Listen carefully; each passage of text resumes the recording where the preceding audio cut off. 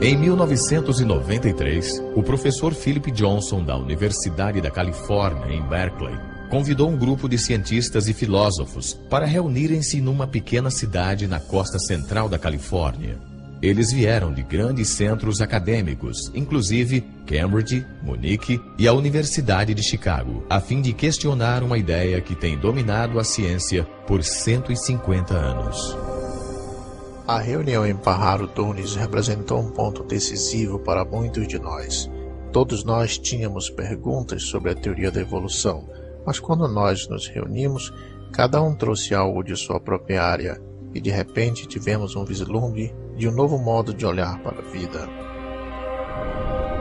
Diria que este foi um período intenso na minha vida, quando percebi que existia algo muito mais intelectualmente satisfatório que o ponto de vista que tivera antes.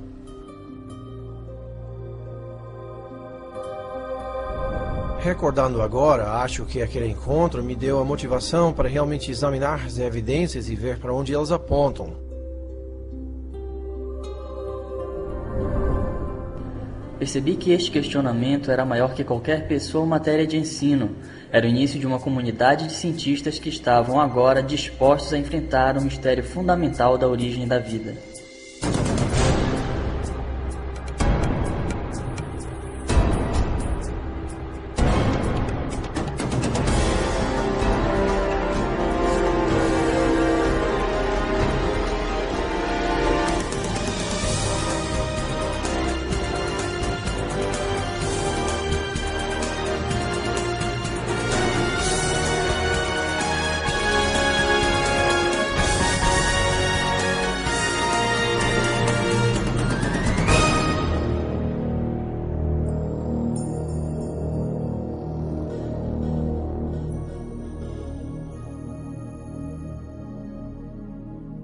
Este é o tópico mais interessante que existe.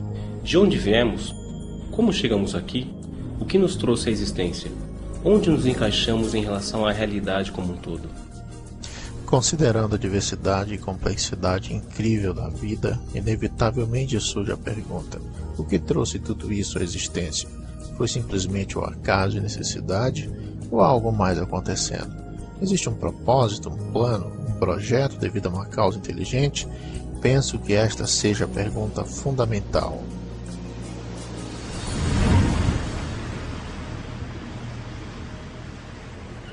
Os cientistas que vieram até Pajaro Dunes buscaram reexaminar o mistério da origem de vida, porque cada um tinha dúvidas significativas sobre ideias evolucionistas amplamente defendidas. Entre eles, o bioquímico Michael Behe questionava como os processos naturais podiam ter reunido as estruturas complexas encontradas nas células vivas. Dean Kenyon era um biólogo evolucionista que não pensa mais que somente a química pode ser responsável pela origem da vida na Terra. Stephen Meyer, Paul Nelson e William Dembski buscavam uma nova abordagem que pudesse explicar a origem das informações genéticas codificadas em organismos vivos. Estes cientistas e filósofos começaram a formular uma alternativa para a teoria central de biologia moderna, uma teoria nascida na mente de um naturalista britânico chamado Charles Darwin.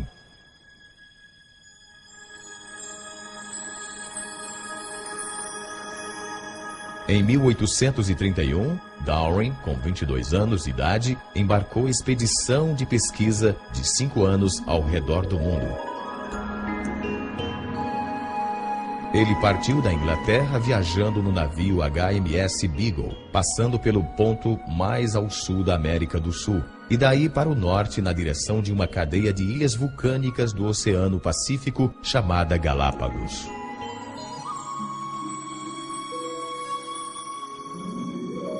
Neste arquipélago solitário, a uns 1000 quilômetros da costa ocidental do Equador, Charles Darwin encontrou uma variedade extraordinária de pássaros, répteis e mamíferos, os quais nunca tinha visto antes.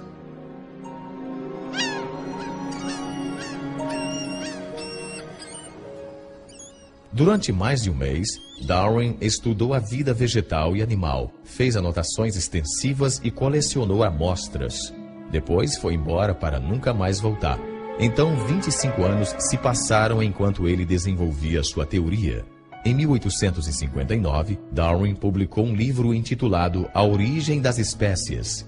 Seu impacto sobre a ciência e, no final das contas, sobre toda a cultura ocidental foi dramático. Darwin alegou que toda a vida era o produto de forças naturais puramente desgovernadas. O tempo, o acaso e um processo que ele chamou de seleção natural.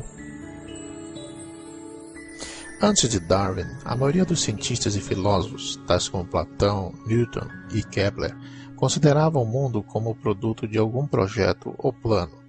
Mas uma mudança fundamental ocorreu com a ideia de Darwin sobre a seleção natural, a qual desencadeou uma profunda mudança na filosofia científica.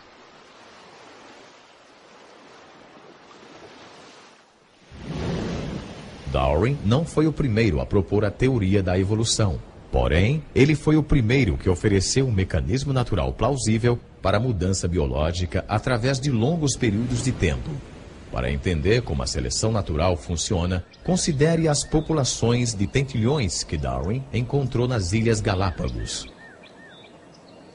Há 3 espécies de tentilhões que habitam as Ilhas Galápagos. Elas variam sutilmente em termos de tamanho e forma de bico. Darwin voltou à Inglaterra com 9 espécies diferentes destes pássaros.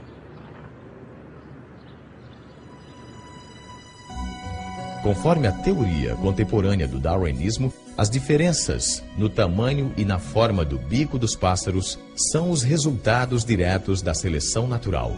Um exemplo frequentemente citado tem a ver com as espécies de tentilhões que comem sementes.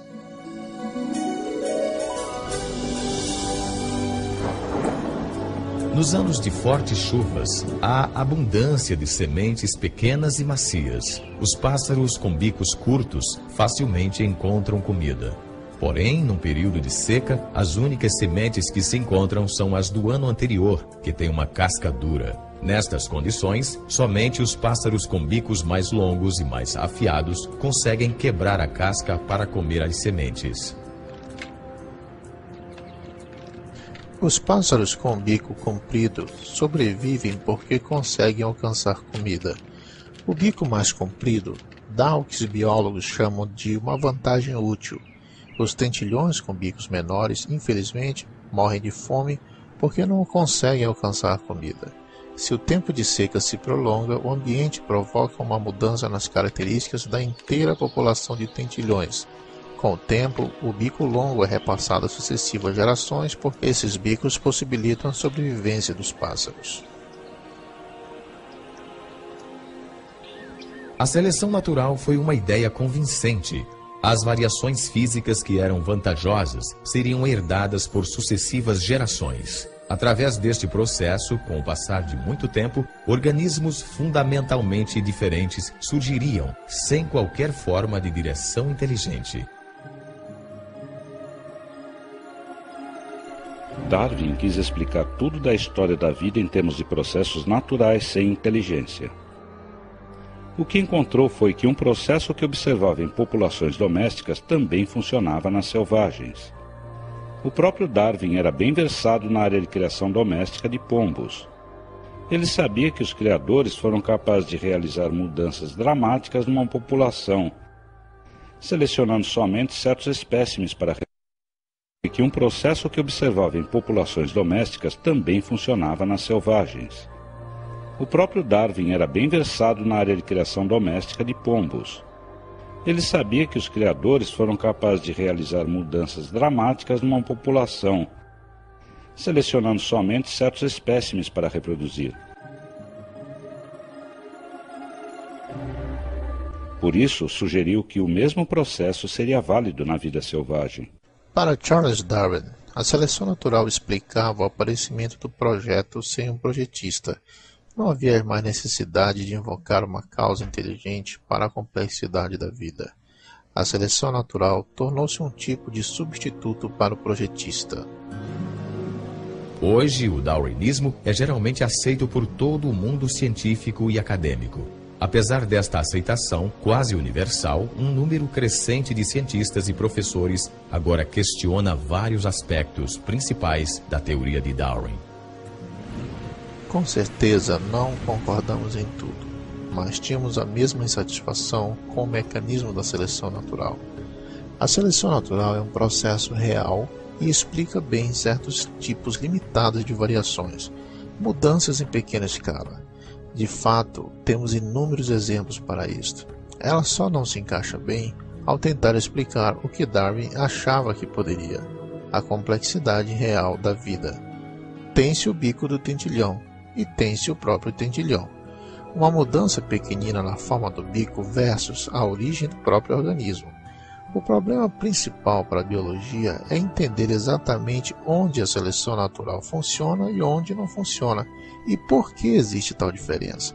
A evidência é contundente e todos nós concordamos que se deixarmos que a evidência fale por si mesma, ela nos levará numa direção bem diferente, cada vez mais longe da seleção natural e indo em direção de uma conclusão diferente sobre a origem e natureza da vida na Terra.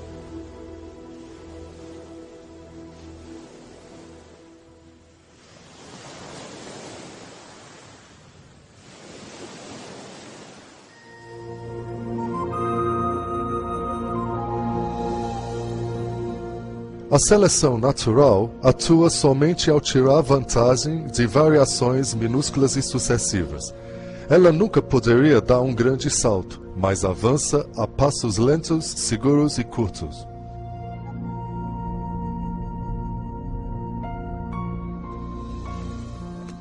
É realmente interessante notar que quanto mais sabemos sobre a vida e quanto mais sabemos sobre biologia, mais problemas surgem com o darwinismo e o projeto inteligente se torna mais aparente. Desde 1988, o Dr. Michael Behe pesquisa sistemas biológicos complexos que parecem desafiar a explicação pela seleção natural. Durante muito tempo, acreditei que a evolução de Darwin explicava o que víamos em biologia. Não porque via como podia realmente explicá-la, mas porque me diziam que o fazia, e nas escolas onde estudei, ensinava-se a biologia de Darwin. Na faculdade e vários cursos de graduação, vivi num ambiente onde apenas se supunha que a evolução de Darwin explicava a biologia. Mais uma vez, não via razão nenhuma para duvidar.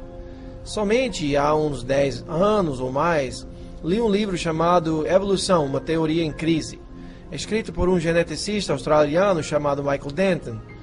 Ele apresentava inúmeros argumentos científicos contra a teoria do darwinismo, dos quais eu nunca ouvira falar, e estes argumentos me pareceram bem convincentes.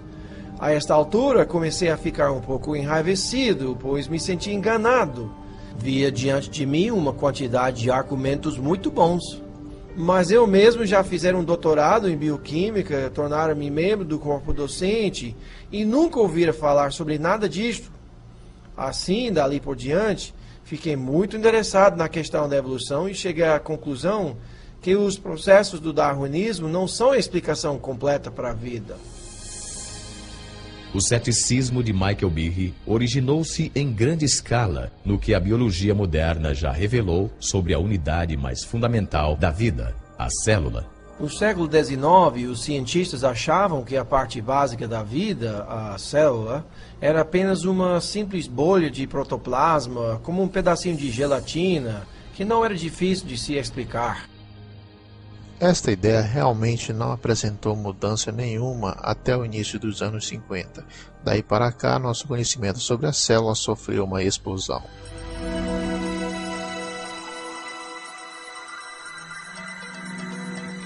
Hoje em dia, tecnologias extraordinárias revelam inúmeros mundos microscópicos. Mundos tão pequeninos que um dedal cheio de uma cultura de bactérias contém mais de 4 bilhões delas. Todas abarrotadas de circuitos, instruções e máquinas em miniatura de complexidade tal que Charles Darwin jamais poderia ter imaginado.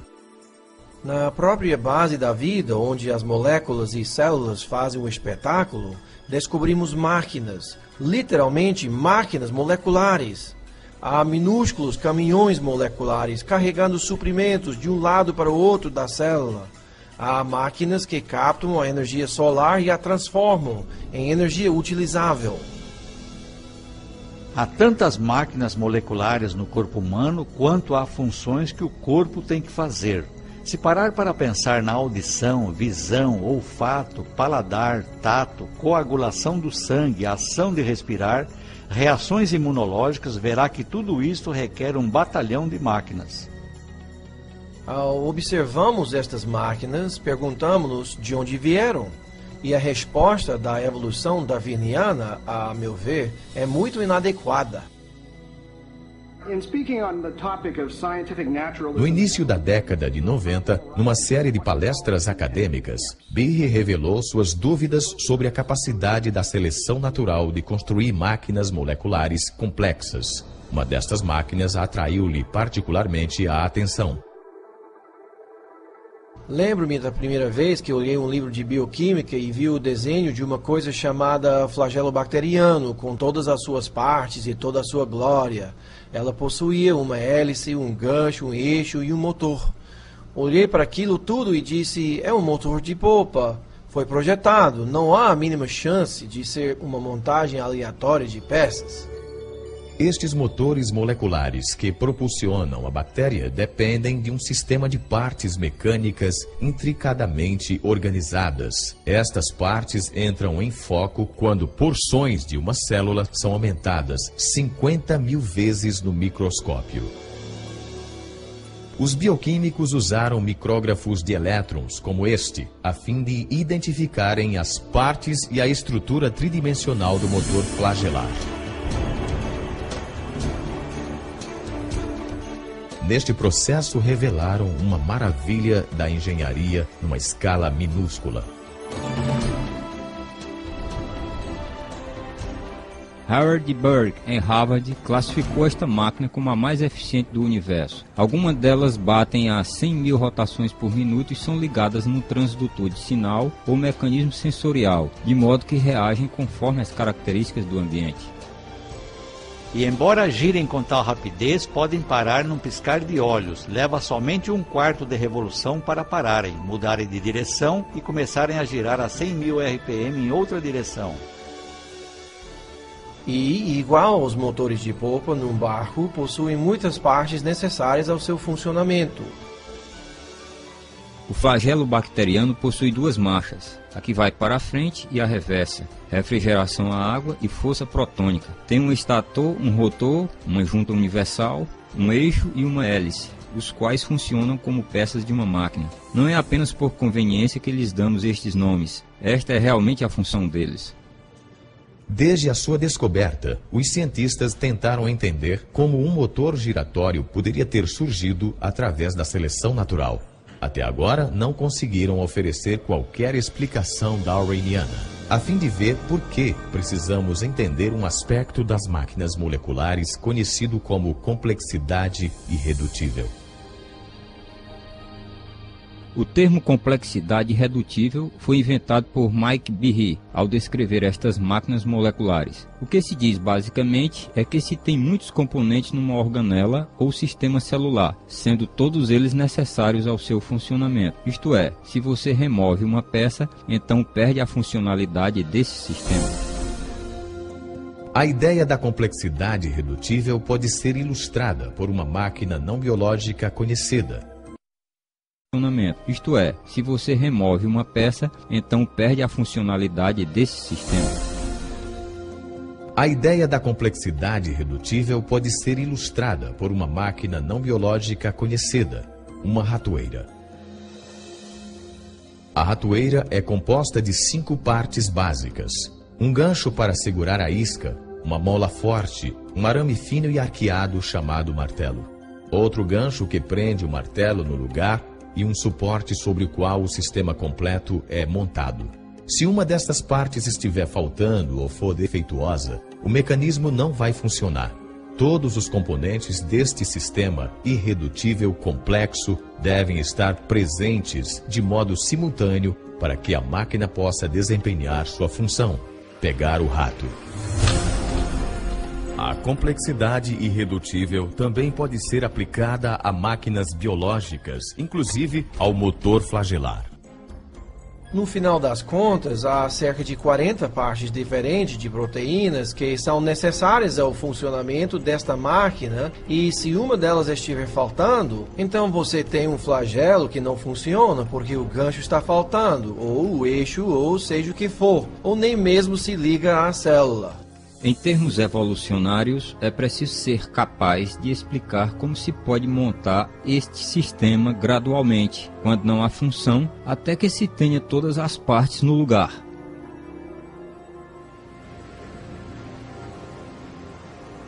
A complexidade irredutível das máquinas moleculares apresenta um grande desafio ao poder da seleção natural. Conforme o darwinismo, até mesmo estruturas biológicas muito complexas, como um olho, ouvido ou coração, podem desenvolver-se gradualmente, com o passar do tempo, em passos incrementais. Mesmo assim, a seleção natural só pode ser bem-sucedida se estes acasos genéticos aleatórios oferecerem alguma vantagem ao organismo em evolução. Como tentei mostrar, não é necessário supor que as modificações sejam todas simultâneas, se forem extremamente pequenas e gradativas. A seleção natural examina as menores variações, rejeitando as que são ruins, preservando e acrescentando todas as que são boas. Mas as pequenas variações favoráveis de Darwin poderiam ter produzido o flagelo bacteriano? Alguns cientistas acham que não. Como poderia algo novo como o motor da bactéria flagelar e todos os componentes que possui desenvolver-se de um aglomerado de bactérias que não possui esse sistema, quando cada mudança, de acordo com a teoria de Darwin, tem que oferecer algum tipo de vantagem? Imagine tal cenário no início da história da Terra. De algum modo, uma bactéria em evolução desenvolve uma cauda e as partes necessárias para ligá-la à parede da célula. Ainda assim, sem a montagem completa do motor, esta inovação não ofereceria nenhuma vantagem à célula. Ao invés disso, a cauda continuaria imóvel e inútil, invisível à seleção natural, que, por definição, só pode favorecer mudanças que ajudem à sobrevivência. A lógica da seleção natural é muito exigente. A menos que o mecanismo do flagelo seja completamente montado e funcione, a seleção natural não pode preservá-lo nem passá-lo à geração posterior. O que é importante sobre a seleção natural é que ela escolhe apenas vantagens funcionais. Na maioria dos casos, a seleção natural elimina as coisas sem função ou cuja função prejudique o organismo. Assim, se houver uma bactéria com cauda que não funciona como flagelo, as chances são de que a seleção natural a elimine. O único modo de se escolher um flagelo é ter um que funcione, e isto significa que se tenha todas as partes do motor bem do início. Sendo assim, a seleção natural não pode lhe dar o flagelo bacteriano. Ela apenas funciona após o flagelo já estar funcionando. Em 1996, Michael Behe publicou um livro intitulado A Caixa Preta de Darwin. No livro, ele argumenta que a seleção natural, conforme o darwinismo, não podia explicar a origem do flagelo bacteriano nem qualquer outro sistema biológico de complexidade irredutível. Behe concluiu que a complexidade integrada desses sistemas apontam para um projeto inteligente.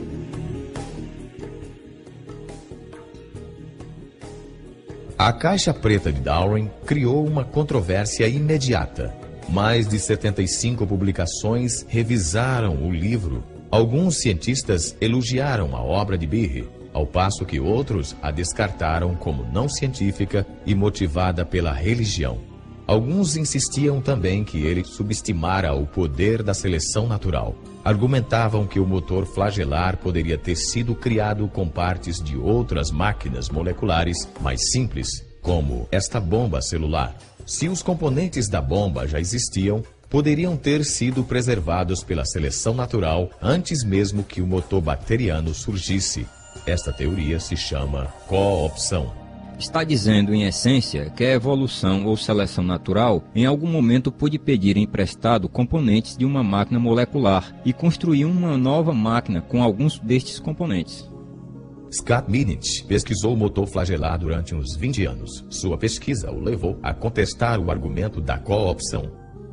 Com o flagelo bacteriano, você se refere a uma máquina que tem 40 partes estruturais. Isso mesmo, descobrimos que 10 destas partes estão envolvidas em outra máquina molecular, mas as outras 30 são únicas. Então, onde vai consegui-las? Eventualmente, você terá que considerar que cada uma das partes originalmente tivesse outro propósito. Assim, só se pode seguir este argumento até o ponto em que surge o problema de que se está pegando partes do nada. Mas mesmo que se considere que tem-se disponíveis todas as partes necessárias à construção destas máquinas, este é apenas parte do problema, talvez ainda mais complexo. Eu considero o mais complexo são as instruções para a montagem, fato nunca mencionado pelos oponentes do argumento da complexidade irredutível.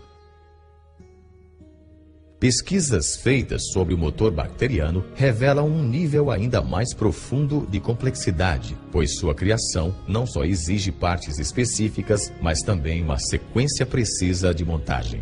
É preciso fazer as coisas na hora certa. É preciso ter o número certo de componentes. É preciso fazer a montagem em uma certa sequência. É preciso poder dizer que os montou adequadamente, de modo a não desperdiçar energia, criando uma estrutura que não vai ser funcional. Construir uma máquina molecular se compara à construção de uma casa, seguindo uma planta detalhada e uma ordem de construção. O alicerce de uma casa é feito antes de construir as paredes. O encanamento e as instalações elétricas são instalados antes de rebocar as paredes. As janelas precisam estar no lugar antes que se coloque a pedra do parapeito, e as telhas só podem ser colocadas depois da estrutura para o telhado. A mesma coisa acontece na criação de um motor flagelar. Esta estrutura é feita de dentro para fora. Conta-se o número de componentes na construção de um anel, da parte fixa do motor, e depois de montado algo diz: tudo bem, não se precisa mais desse componente. Acrescentamos então um eixo, um anel, outro eixo e um cotovelo. Quando o cotovelo chega a certo tamanho e certo grau de curvatura, mais ou menos 90 graus, termina aquele processo e então se começa a acrescentar os componentes para a hélice. Tudo isso é feito numa sequência precisa, exatamente como se constrói uma casa.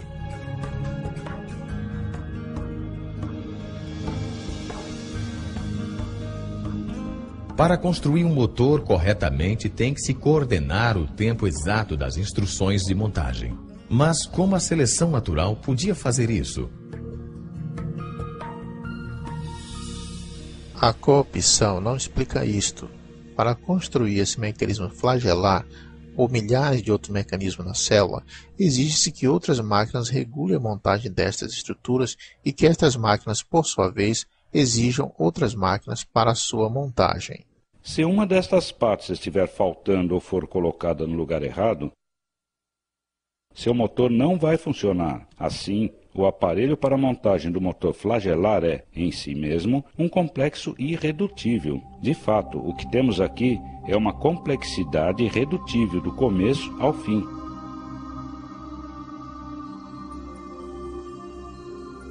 Sabemos muito sobre o flagelo bacteriano, mas ainda temos muito a aprender. Não há explicação.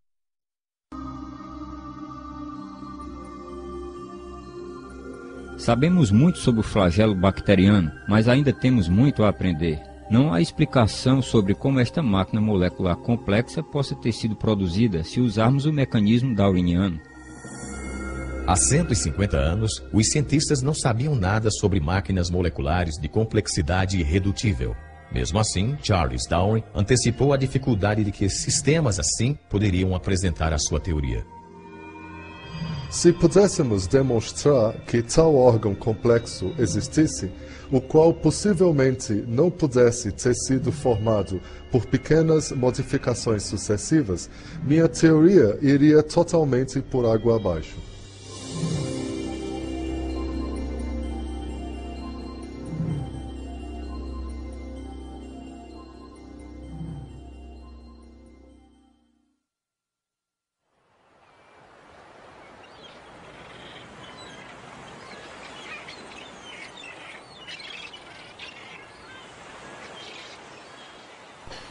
Existem realmente duas grandes perguntas na biologia. Como se conseguem formas vivas novas, com estruturas novas como asas e olhos da vida já existente? E, em segundo lugar, como a vida se originou na Terra? Sabemos que Darwin passou a maior parte da vida formulando uma resposta para a primeira destas duas perguntas. Charles Darwin comparou a história da vida na Terra a uma grande árvore cheia de galhos. A raiz da árvore representava a primeira célula viva e os galhos eram formas de vida novas e mais complexas que haviam evoluído com o passar do tempo deste primeiro organismo primitivo. Darwin tentava explicar como os galhos da árvore da vida se originaram. Tentava mostrar como a seleção natural podia ter modificado organismos existentes a fim de produzir a grande diversidade de vida animal e vegetal. Mas quando se chega à raiz da árvore, que representa a origem da primeira vida, a primeira célula viva, Darwin teve muito pouco a dizer. De fato, na origem das espécies, ele nem mesmo se refere à questão de como a vida podia se originar da matéria sem vida. Os únicos vislumbres que temos das opiniões de Darwin sobre o assunto aparecem numa carta que ele escreveu a um colega chamado Joseph Hooker.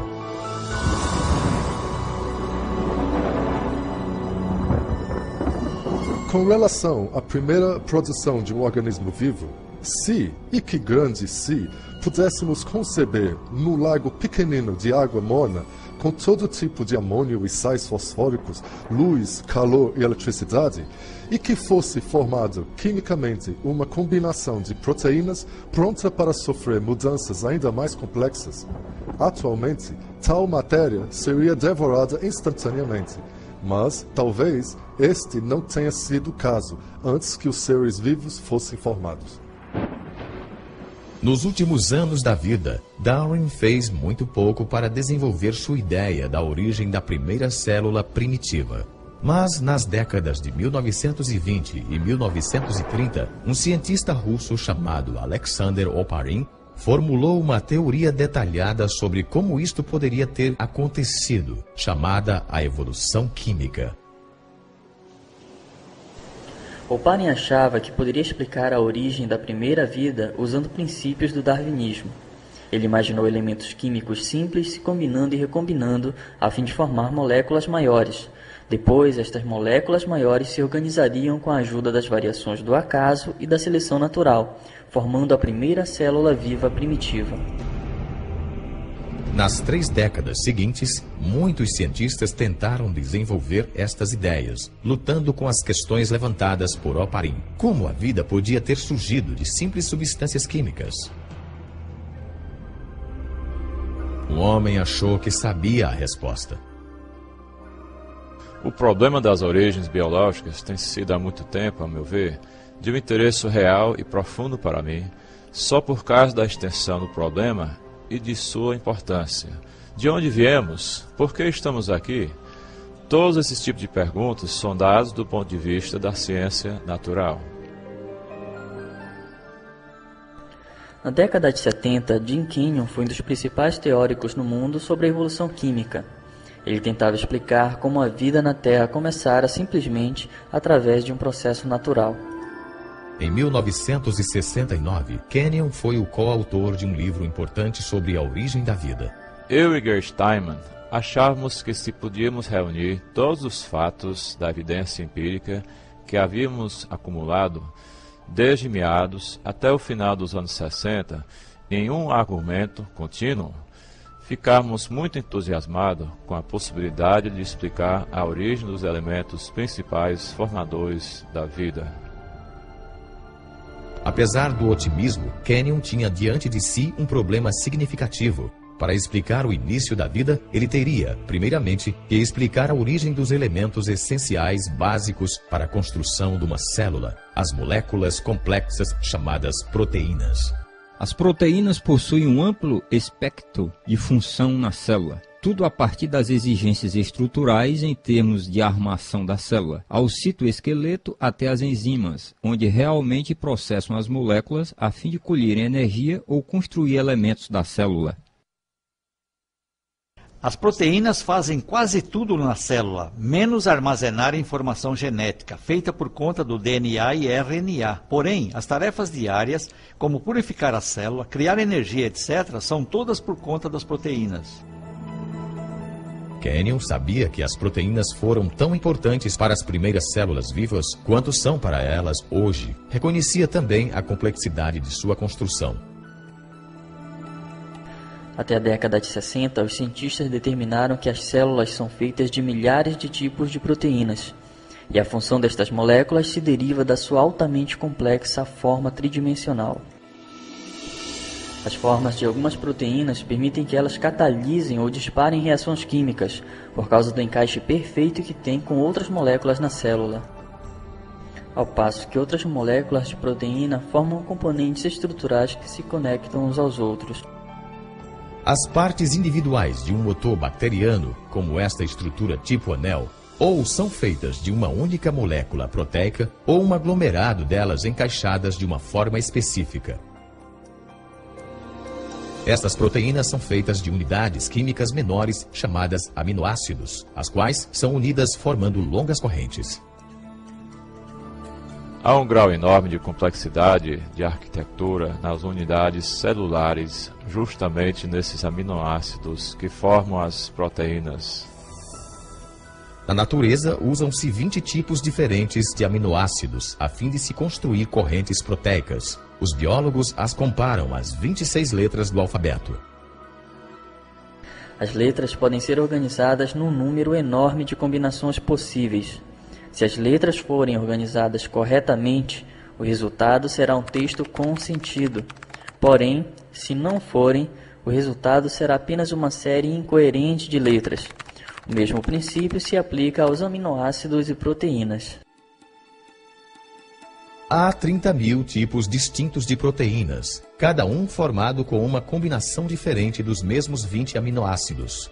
Eles se formam em correntes, geralmente com centenas de unidades de comprimento. Se os aminoácidos estiverem na sequência correta, então a corrente se dobra numa proteína que funciona.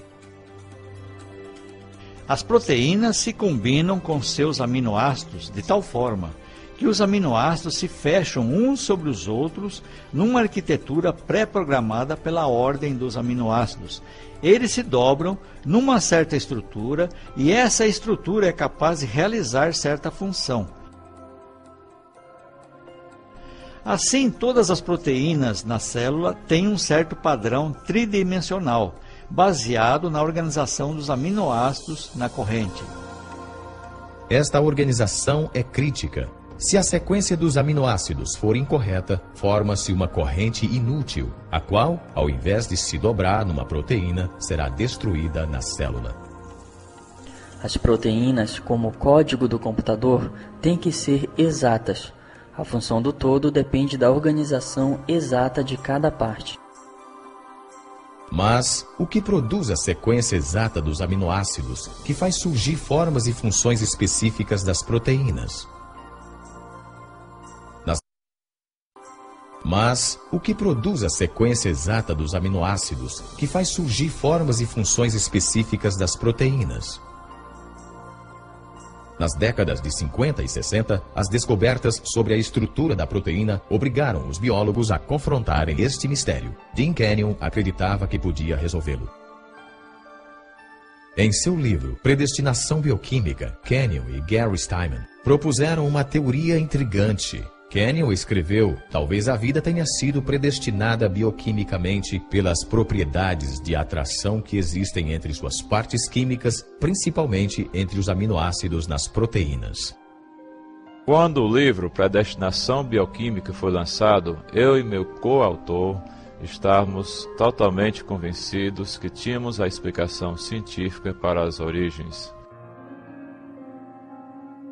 Kenyon propôs que as propriedades químicas dos aminoácidos faziam com que eles fossem atraídos uns aos outros, formando as longas correntes que se tornaram as primeiras proteínas. Isto significava que a vida foi efetivamente predestinada por nada mais do que a química. Muitos cientistas acataram as ideias de Kenyon, e durante mais de 20 anos, o livro Predestinação Bioquímica tornou-se um texto best-seller na teoria da evolução química. Mesmo assim, 5 anos após a publicação do livro, Kenyon quietamente começou a duvidar da plausibilidade de sua própria teoria. Foi durante todo esse período de tempo que minhas dúvidas sobre certos aspectos do registro evolucionário se tornaram aparentes, ao entrar em contato com um contra-argumento poderoso dado a mim por um de meus alunos, não pude refutá-lo.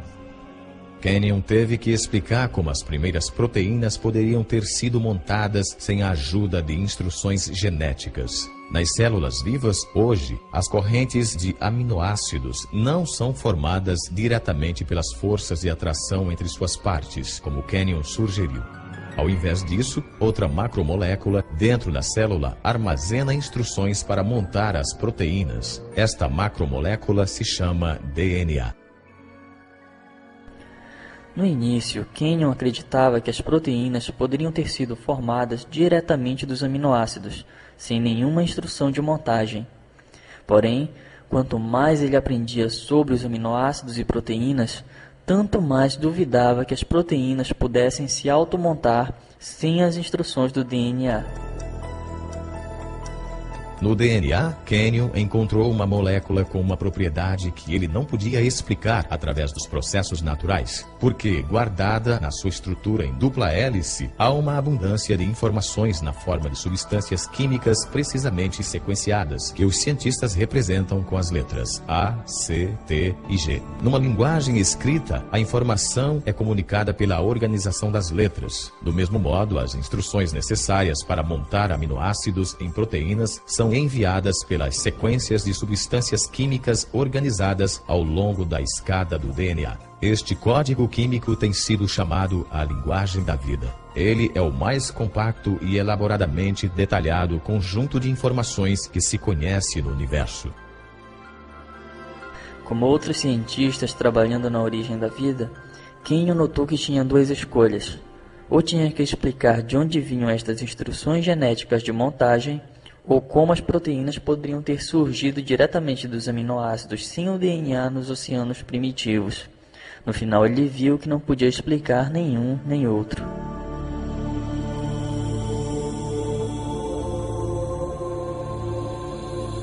É um problema enorme. Como se pode reunir em um volume submicroscópico diminuto do oceano primitivo toda a centena de componentes moleculares diferentes de que se vai precisar, a fim de que um ciclo de autoduplicação se estabeleça?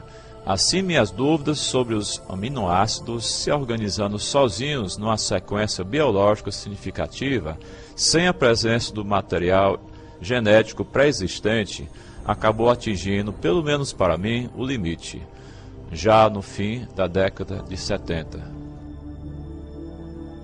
Enquanto Kenyon reavaliava sua teoria, novas descobertas bioquímicas confirmaram a impossibilidade da autoformação de proteínas. Quanto mais pesquisava, incluindo até um período no centro de pesquisa da NASA Ames, mais se tornou aparente que havia dificuldades múltiplas com a ideia da evolução química. Experiências posteriores mostraram que os aminoácidos não têm capacidade de se organizar sozinhos em qualquer sequência biologicamente significativa. Diante de dificuldades crescentes em sua própria teoria e uma quantidade cada vez maior de dados sobre a importância do DNA, Kenyon foi forçado a enfrentar a importância da informação genética. Quanto mais pensava na alternativa apresentada na crítica e no problema enorme que todos nós que trabalhávamos nesse campo havíamos deixado de tratar, o problema da origem da informação genética em si, então tive que realmente reavaliar completamente minha posição em relação às origens. Para Dean Kenyon, uma nova pergunta tornou-se o foco de sua busca pela origem da vida. Qual era a fonte de informação biológica no DNA?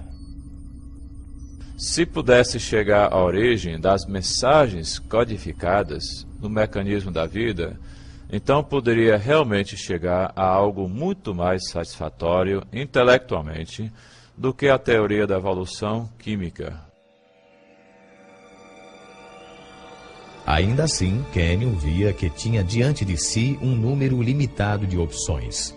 Já nos anos 70, muitos pesquisadores haviam rejeitado a ideia de que a informação necessária para a origem da primeira célula fora apenas o acaso.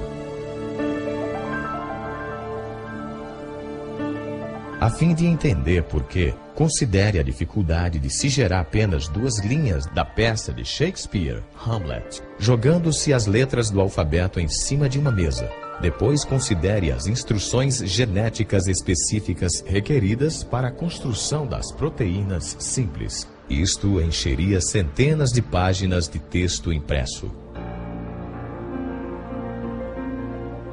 Logicamente, um biólogo sério não ia acreditar que a vida surgira apenas por acaso. Ao invés disso, pensava-se na seleção natural agindo nas próprias substâncias químicas a fim de produzir a primeira vida. Porém, há um problema com esta proposta. Por definição, a seleção natural não poderia ter funcionado antes da existência da primeira célula viva. Ela só pode agir sobre organismos capazes de se reproduzir, células equipadas com DNA, as quais passam as mudanças genéticas às futuras gerações. Sem o DNA não existe autoduplicação, mas sem a autoduplicação não existe a seleção natural. Assim, não se pode usar a seleção natural para explicar a origem do DNA sem supor a existência da própria coisa que se tenta explicar.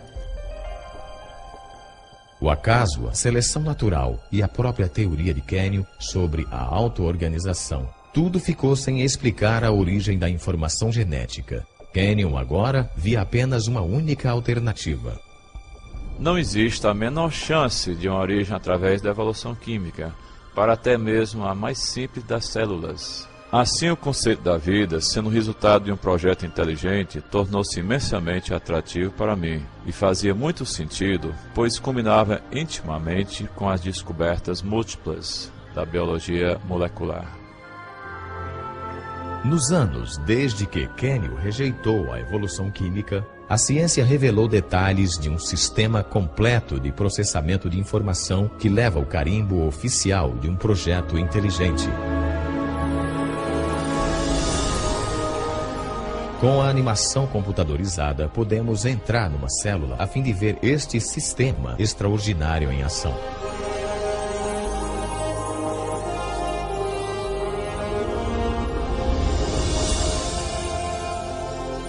Após entrar no coração da célula, vemos os altamente enroscados fios de DNA, armazéns para as instruções necessárias a fim de se fabricar cada proteína no organismo.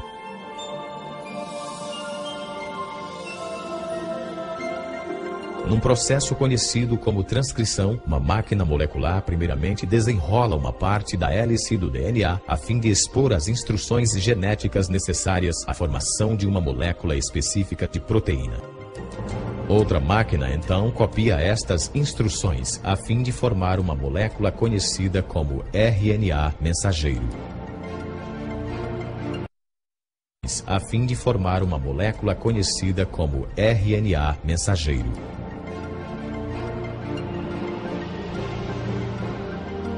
Quando a transcrição se completa, o fio finíssimo de RNA carrega a informação genética através do complexo nuclear de poros, o porteiro para o tráfego dentro e fora do núcleo da célula.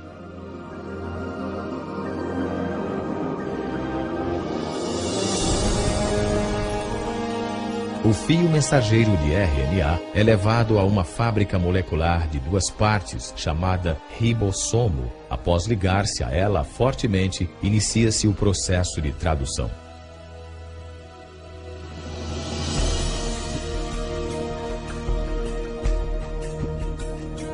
Dentro do ribossomo, uma linha de montagem molecular constrói uma cadeia de aminoácidos especificamente sequenciada. Estes aminoácidos são transportados de outras partes da célula e, então, ligados em cadeias de centenas de unidades de comprimento. Esta organização sequenciada determina o tipo de proteína fabricada.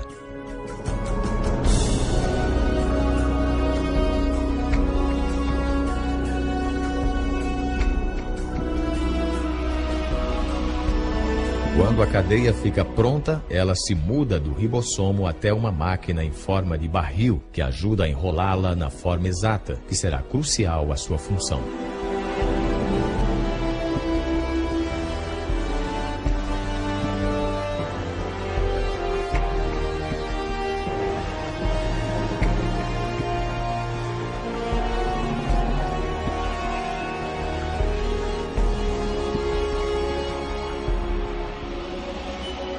Após a cadeia ser enrolada numa proteína, é então liberada e levada por outra máquina molecular até o lugar exato onde será usada. Isto realmente vira a cabeça da gente, perceber nessa escala microscópica um aparelho sincronizado de modo tão perfeito, um aparelho que leva as marcas de um projeto e fabricação inteligente.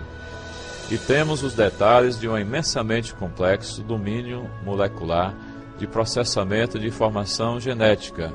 E é exatamente nesse novo campo, conhecido como genético molecular, onde vemos a evidência mais convincente de projeto existente na Terra.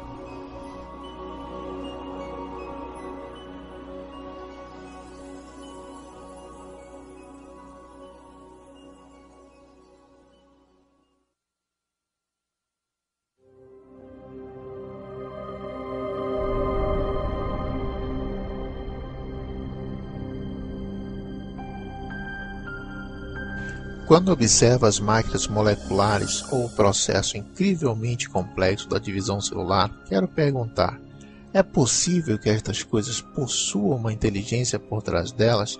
Será que houve um plano ou propósito para tal estrutura?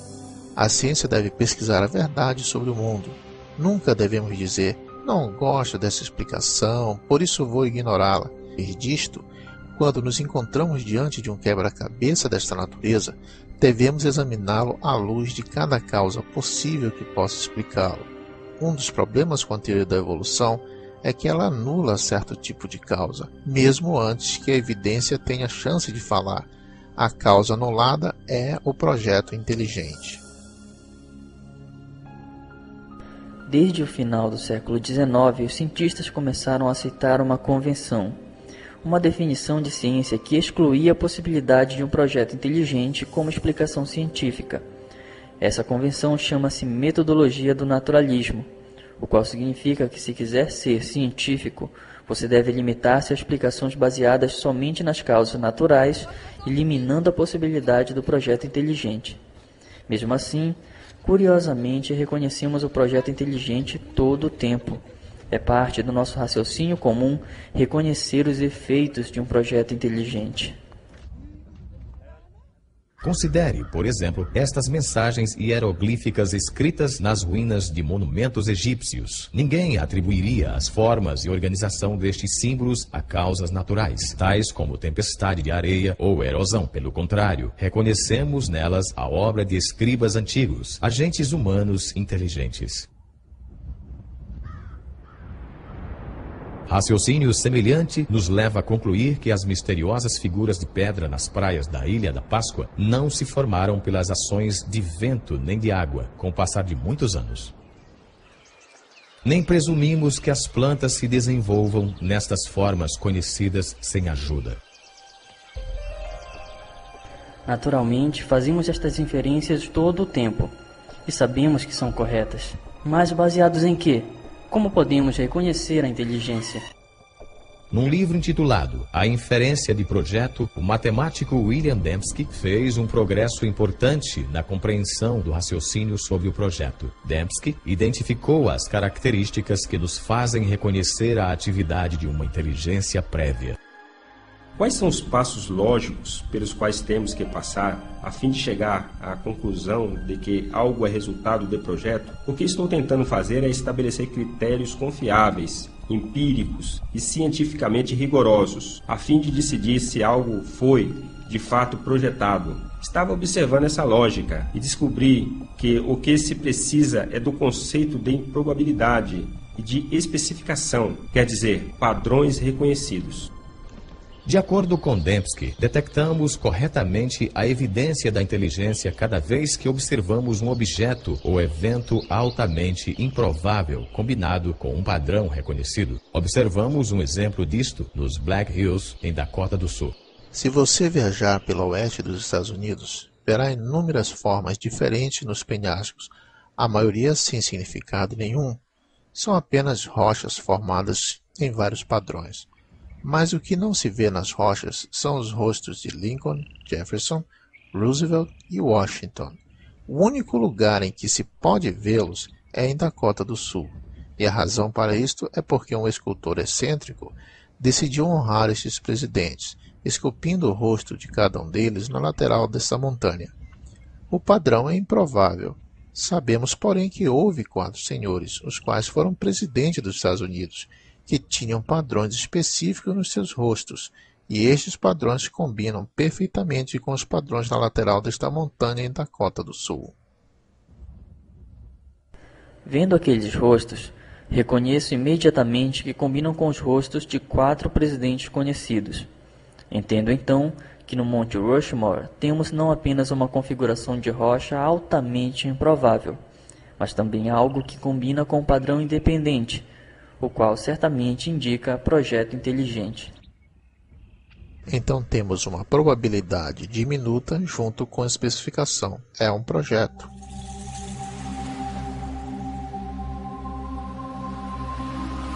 Numa praia, outro padrão improvável gravado na areia ilustra como detectamos um projeto.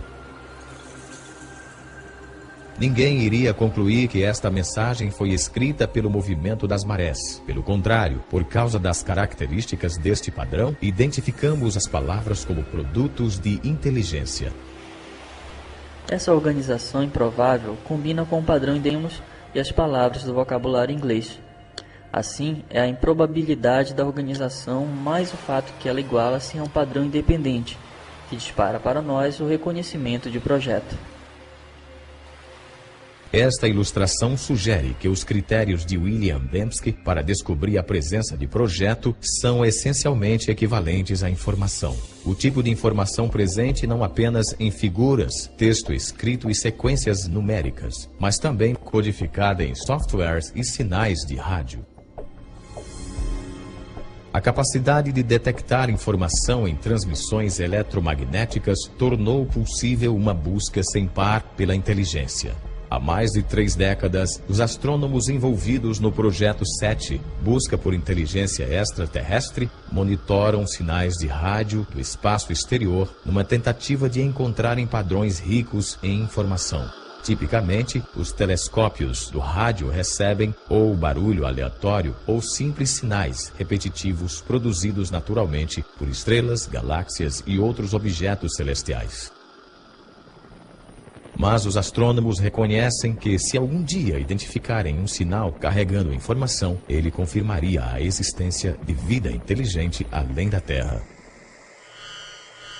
Alguns especularam que uma civilização extraterrestre poderia ter tentado comunicar-se transmitindo mensagens na linguagem universal da matemática. Talvez. Alguns especularam que uma civilização extraterrestre poderia ter tentado comunicar-se transmitindo mensagens na linguagem universal da matemática. Talvez através de um padrão reconhecível como uma série de números primos. Isso não acontece por acaso. É preciso haver complexidade ou improbabilidade, muitos números primos e também um padrão. E é preciso que seja tipo certo de padrão, não há um imposto por você. Até hoje, as pesquisas do Projeto 7 ainda não detectaram nenhum padrão ou informação que mostre inteligência lá fora. Mas em outro universo, muito mais próximo de casa, os cientistas descobriram um tesouro de informação dentro do núcleo de uma célula viva. O DNA tem uma estrutura ideal para transportar informação.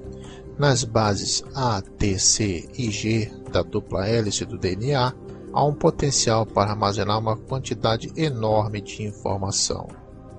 Não há nenhuma entidade no universo conhecido que armazene e processe mais informação de modo tão eficiente quanto a molécula do DNA. Um complemento total de DNA humano possui 3 bilhões de caracteres individuais. A análise das regiões codificadas da molécula do DNA mostra que seus caracteres químicos possuem uma organização específica para transmitir instruções detalhadas, tais como as letras numa sentença compreensível ou dígitos binários num código de computador.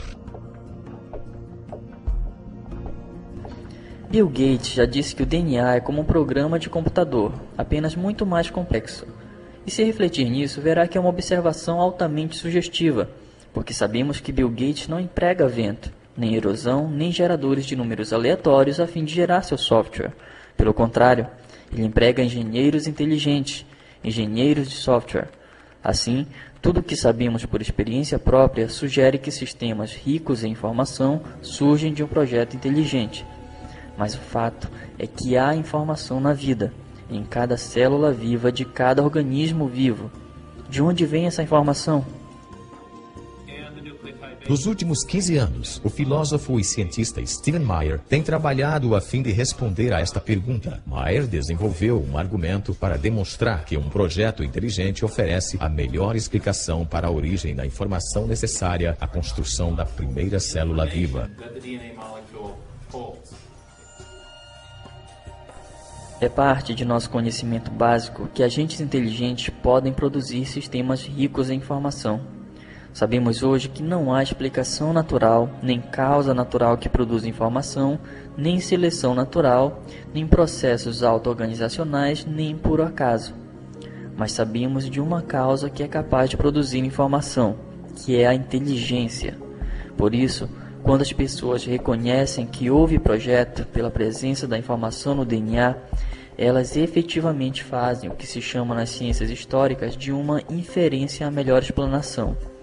Portanto, quando descobrimos um sistema na célula rico em informação, especificamente na molécula do DNA, podemos concluir que uma inteligência teve um papel na origem desse sistema, mesmo que não estivéssemos lá para observar este sistema vindo a existir.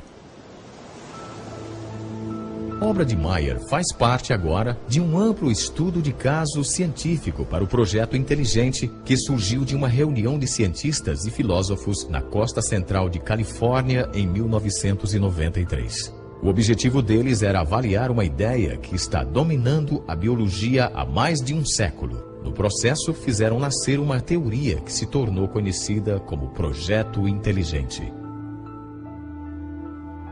A grande promessa do projeto é que ele nos dá um instrumento novo, o qual deve fazer parte da caixa de ferramentas da ciência. As causas inteligentes são reais, elas deixam evidência de sua existência, e uma ciência saudável é aquela que busca a verdade e deixa a evidência falar por si mesma. O argumento para o projeto inteligente se baseia na observação de fatos. Essa é a minha definição de uma boa ciência, a observação dos fatos. Quando observamos os fatos como Michel Bay tem feito, o que vemos? Vemos um padrão fantástico de complexidade interrelacionada. E o modo como chegamos à conclusão do projeto inteligente para o flagelo bacteriano é o mesmo pelo qual tiramos conclusões sobre o motor de polpa. Com o motor de polpa, vemos como as partes interagem e sabemos que alguém fez isto.